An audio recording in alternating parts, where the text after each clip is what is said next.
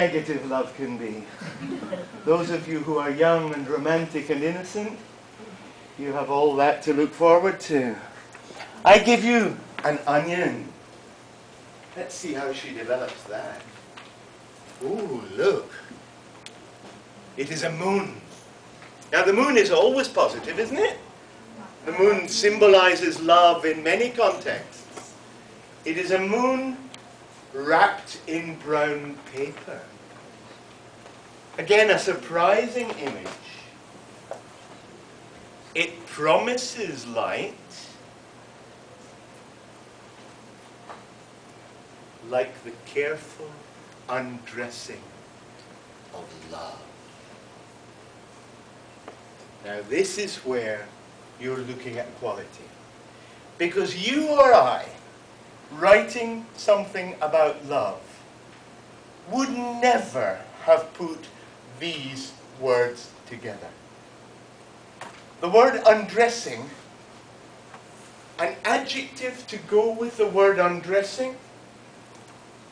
If you did that kind of language teaching thing, that's a good balance. Well done, thank you. Like the undressing of love. You wouldn't have thought of the word careful. And similarly, if we had another blank, like the careful of love, none of us would have thought of the word undressing. And that is very difficult to translate. It doesn't take literal understanding. It takes representational processing. And you may like the image or not like the image. You may feel you understand it or feel you don't understand it. You cannot ask multiple choice questions about it in reading comprehension. I say in the piece that you have in your proceedings, I'm president of the Society for the Abolition of Reading Comprehension. Reading comprehension is one of the most useless activities in all language teaching. It involves neither reading nor comprehension. Reading comprehension is the beginning of a process, not the end of a process. That is phenomenally important. So, she gives us an onion, like the careful undressing of love. She offers us the onion. Here, it will blind you with tears.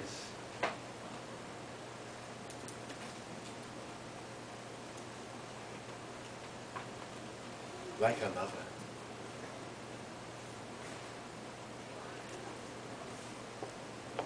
And you hear what's happened?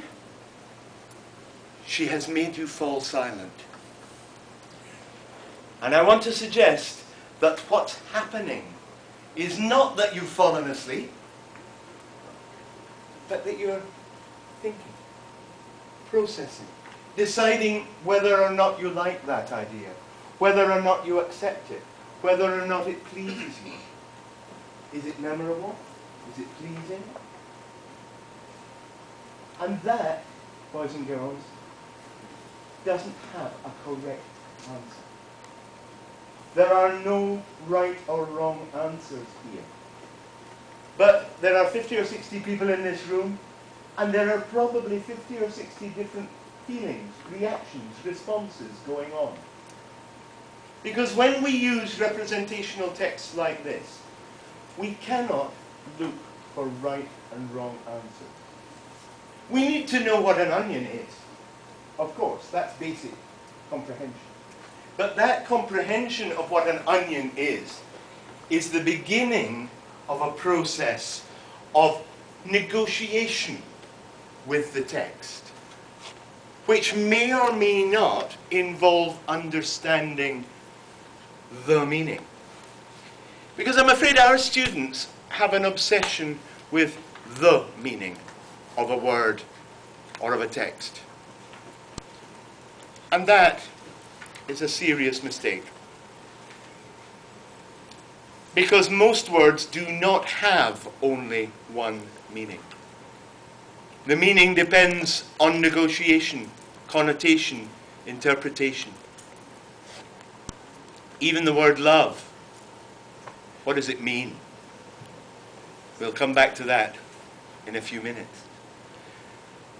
Carol Ann Duffy wrote Valentine, and you'll find it on the net if you Google the word Valentine and her name. And you'll find that this poem changes. She changes it all the time. Every time she changes her lover. And this is the original short version, and there's a longer version, and there's an even longer version. But I noticed the other day she'd gone back to a shorter version again. And this is one of the great joys of using material by writers who are still alive. Because if you look at canonical literature, it's static. It doesn't change anymore. But a writer who is living can change her text every day if she wants. I don't think she changes her lovers every day. But she just recently split up with her long-term partner, the novelist Jackie Kay. Valentine is a good example for our students of how texts must surprise us. And how texts involve the four skills. We know they involve the four skills, and we're going to look at the four skills right now, because we're going to go beyond the four skills and back into 5 skills. If we can get it to come up here, there it is, and we press F5, and we do that, you can see the famous 4 skills. It is my contention, and I make no apology for it, it is my contention that the 4 skills approach to communicative language teaching has been, for the past 30 or 40 years, inadequate and unsuccessful. Most of our students have not learned English particularly well. And that's one of the reasons the ministry in Taiwan is actually and unusually spending money inviting people like me to come and talk to you on occasions like this. Because they have finally realized that in other parts of the world the 4 skills approach is being dropped like a hot potato, and the 5 skills approach is taking over. The 5 skills approach involving, most importantly of all, the skill, as you know, of thinking. And thinking is the most difficult thing to get the students to do.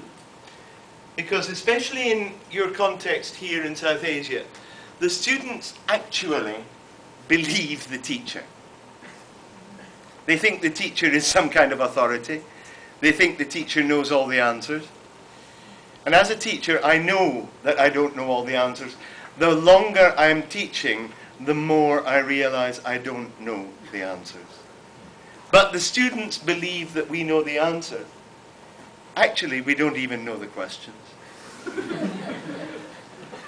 And therefore, we have a long task ahead of us in the next few years to eradicate our student dependency on teachers. We have to work more and more towards student autonomy, learner autonomy. The students depend on the teacher to tell them the meanings of the words. The students depend on the teacher to translate. Can you imagine trying to translate the Valentine poem? Very difficult, isn't it? Because so many things, linguistic, textual, and cultural, are embedded in that text. It's very difficult to think of a translation. But it's very easy to think how it works. A quotation which I've put in the proceedings for you from Jonathan Cullett. He's a professor currently at Columbia in New York. I hate him. I hate him for a very simple reason. He's exactly my age, and he still looks exactly the same as Dustin Hoffman looked in The Graduate. That shouldn't be permitted. Anyway, dear Jonathan he wrote lots of books about structuralism and deconstruction and things like that. And he wrote, our examinations are not designed merely, notice, merely, to check whether a student has read and remembered certain books.